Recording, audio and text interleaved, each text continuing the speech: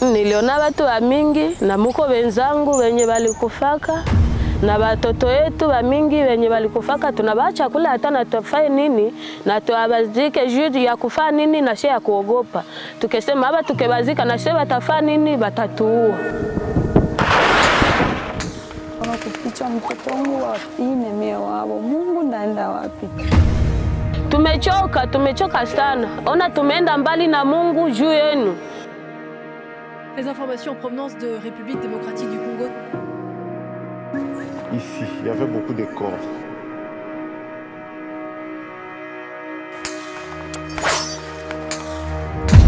Anabakaka wa mama na badada vile ginzi wote walikuwa mama na japo walikuwa nini bafie. Juu ya kuwadeveje vile wanakuwa ba mama. Okay, sounds good.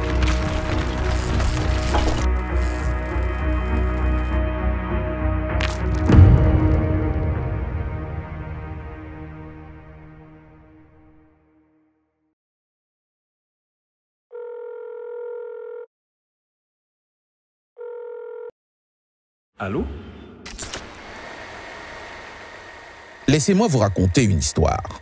Une histoire qu'on ne voit jamais à la télé. Une histoire qu'on a rangée dans un tiroir, mais qui continue de faire mal.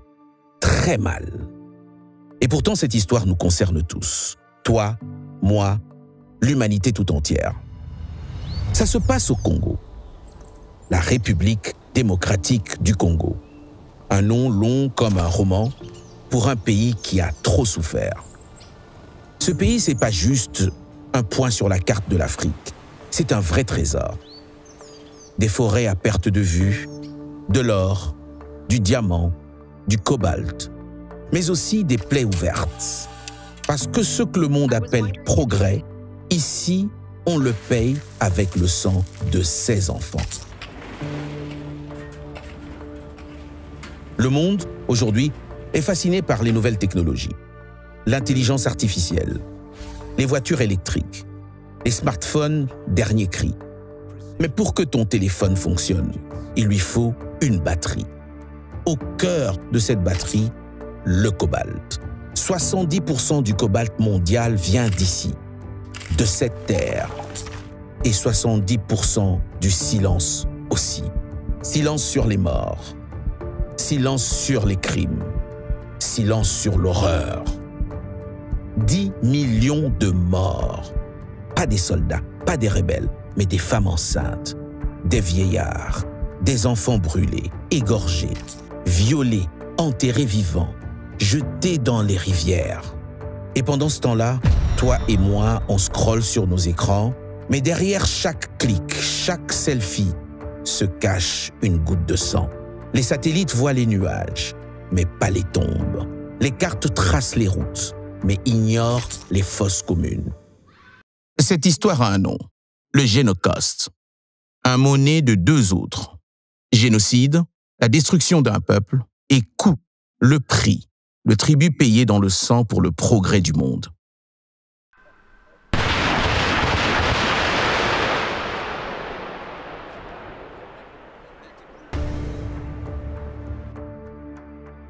Chaque mètre carré porte un nom. Chaque colline, une fosse commune. Chaque ruine, une histoire, une famille, des rêves effacés. Mais malgré tout ça, la vie obstinément s'accroche. Les arbres dansent encore, le fleuve chante encore, les enfants continuent à rire. Et les fantômes, eux, attendent. Ils sont là. Ils veulent juste qu'on les écoute. On a voulu faire disparaître ce peuple, on a voulu effacer leur histoire. Mais ils sont encore là, debout, dignement. Ce qu'on va te montrer, c'est pas juste un film, c'est un cri qui n'a jamais été crié. Un devoir de mémoire, un appel à la vérité. Alors, regarde, écoute, retiens cette histoire. À ton tour, raconte-la. Parce que ceci n'est pas seulement leur histoire, c'est aussi la tienne. Surtout si tu as un téléphone dans la main.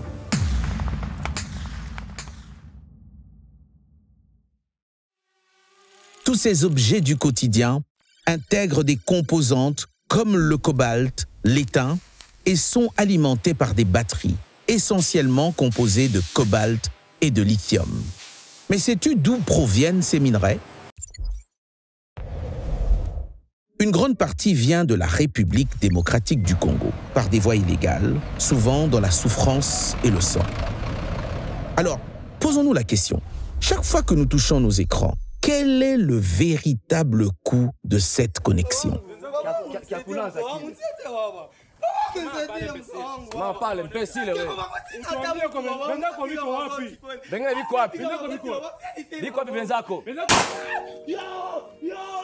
Je ne puis manquer de constater l'état alarmant de la situation sécuritaire dans la région des Grands Lacs en général et dans l'est de la République démocratique du Congo en particulier. En effet, ces dernières semaines, le peuple congolais a une fois de plus été endeuillé par des tueries massives, notamment à Kizimba et à Kalega dans le Massissi, ainsi qu'à Kishiché dans le Rutshuru, dans la province du Nord Kivu, la faute à l'activisme des groupes armés et terroristes sévissant dans la région. Les Interahamwe ont fait irruption dans notre concession. Ils ont aussitôt égorgé mon mari. J'étais enceinte de 8 mois. Ils m'ont enlevée, emmenée dans la forêt. Ils m'ont violée à plusieurs. Après leur acte, ils se sont demandé quelle était la position du bébé dans mon ventre. Ils ont alors pris leur couteau. J'ai perdu connaissance et ils m'ont abandonnée sur place. Baviole mwana na désordre. Kaka mobali oyo atamboli na mwana atamboli pe na ngai. Basima nango nakomi na zevi. Mibali oyo nasukisaki mpenza bazalaki 13. Baoyo nyonso bana batikalaki nayebaki lisusu te. Zemi akomi munene na boti. Mwana akokisi 2 mois akufi.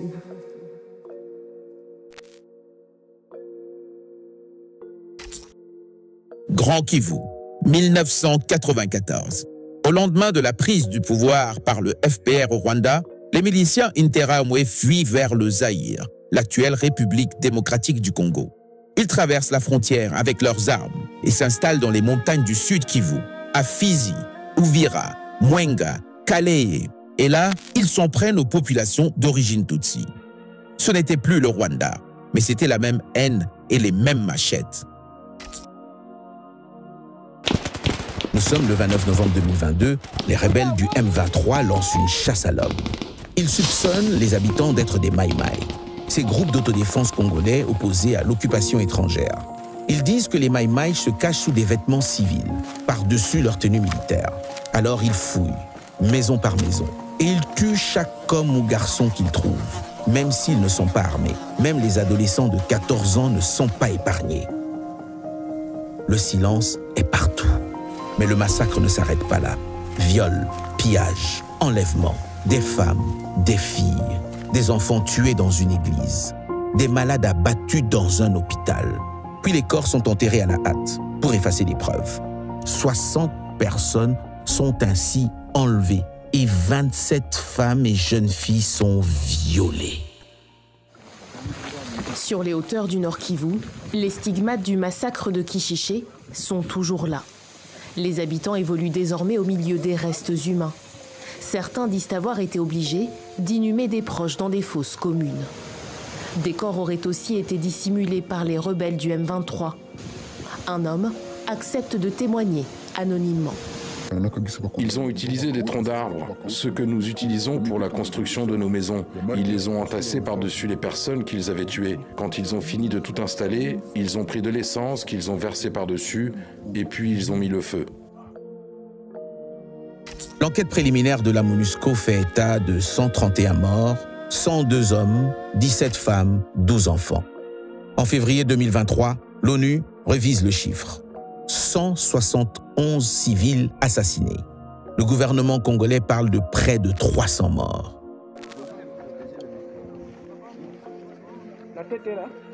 Et pendant ce temps, toi et moi, nous, on scrolle, on clique, on like les photos. Quelqu'un tombe, quelqu'un enterre un frère, quelqu'un disparaît. Et le Congo, lui, continue de produire. Pas de logiciel, pas d'application, mais des morts.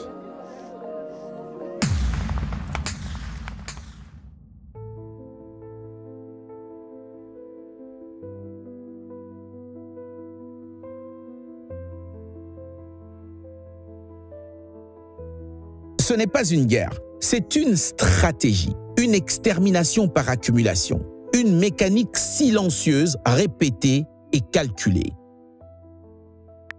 Jina ko nani? Baya.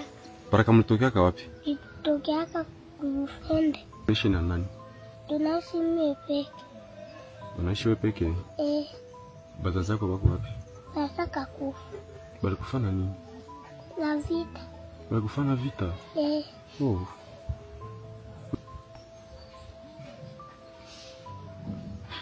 Unaishi na nani? Mimi peke. Pole sana kaka.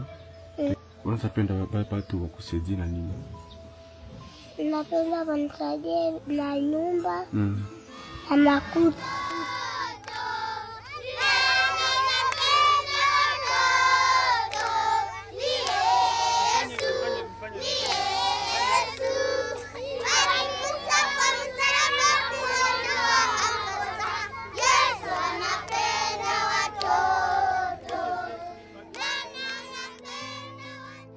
Kasika, un assassinat du pouvoir traditionnel, du 23 au 25 août 1998. À Kasika, dans le sud Kivu, le Mwami François Mubeza Kalenga, chef de la collectivité de Lwindi, est exécuté.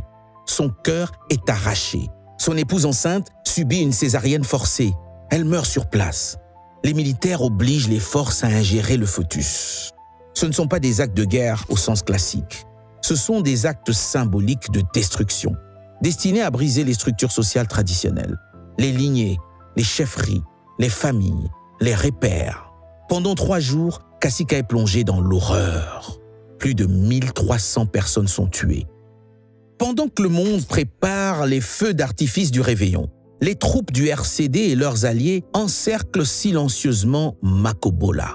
Ils crient à Mani, paix en Swahili. Mais ce mot n'est qu'un piège. Ils rassemblent les civils avant de les mitrailler, les égorger, les brûler vifs. Toutes les victimes sont des Bembe, une tribu accusée de sympathie envers les Maïmaï. Un prétexte, une sentence collective. Le 5 mars 1999, dans la ville de Kamituga, au sud Kivu, plus de 100 civils sont arrêtés. La majorité d'entre eux sont légats. Ils sont conduits à la base militaire, puis exécutés à l'arme blanche. Leurs corps sont jetés dans 3 fosses communes. Cette opération n'a pas été improvisée. L'objectif est clair, punir et intimider la population, accusée de soutenir les groupes Maïmaï. Mwenga, Sud Kivu, 15 personnes, dont 14 femmes, sont arrêtées. Elles sont torturées, violées, humiliées, puis enterrées vivantes. Originaires de l'ethnie Lega, elles sont accusées d'utiliser la sorcellerie pour soutenir les Maïmaï. Entre 1998 et 2003, de nombreux Hutus congolais sont pris pour cible. À Tingi-Tingi, Kayabayonga, Lubero, Kalonge, Bitale, les mêmes scènes se répètent. Massacres, déportations, tortures, villages incendiés. Ce n'est pas une opération militaire. C'est une volonté de faire disparaître un peuple. Le Mapping Report des Nations Unies a identifié 617 incidents graves. Exécutions de masse, camps rasés, églises brûlées, villages rayés des cartes. La carte invisible. Kasika, Makobola, Mwenga, Kamituga, Mungunga, Tingi-Tingi, Kalonge, Kayabayonga, Rutshuru, Nyabiondo, Shabunda. Derrière chaque nom, une scène de crime. Derrière chaque date, une absence de justice. Mais ces noms n'apparaissent pas dans un livre d'histoire. Ils vivent dans la mémoire de ceux qui ont survécu et dans le silence de ceux qui ne peuvent plus parler. Cette séquence est une carte invisible, une carte qu'on n'a jamais enseignée et qu'on ne peut plus ignorer.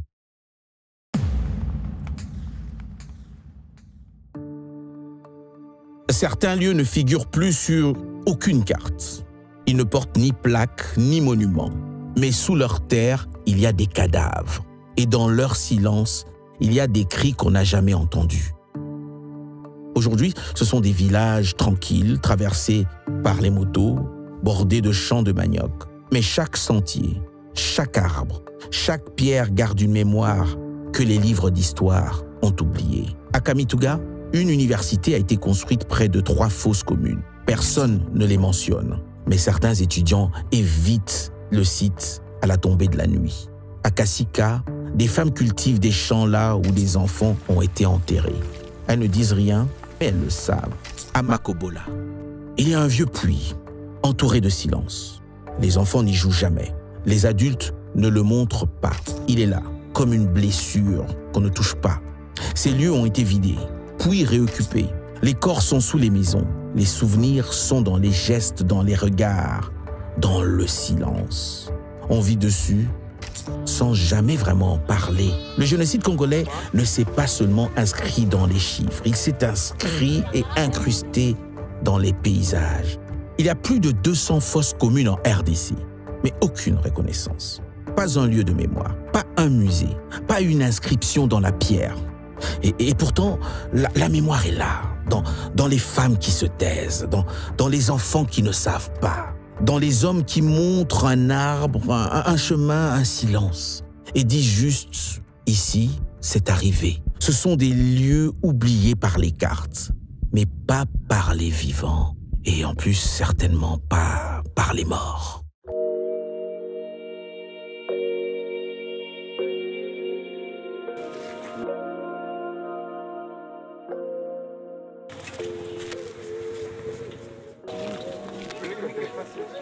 Maintenant que vous savez, que ferez-vous?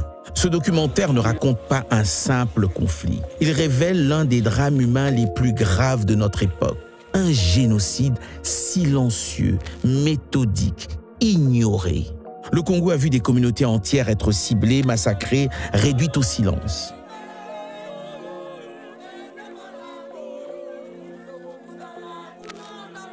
Des noms gravés dans le sang. Plus de 10 millions de morts. 2 millions de femmes violées, des milliers d'enfants enrôlés ou exécutés, 200 fosses communes documentées. Ces crimes ne relèvent pas du chaos. Ils relèvent d'un système organisé avec des objectifs précis. Prendre le contrôle des territoires, éliminer les opposants et surtout exploiter les ressources. Les populations civiles n'ont jamais été des dommages collatéraux. Elles étaient la cible.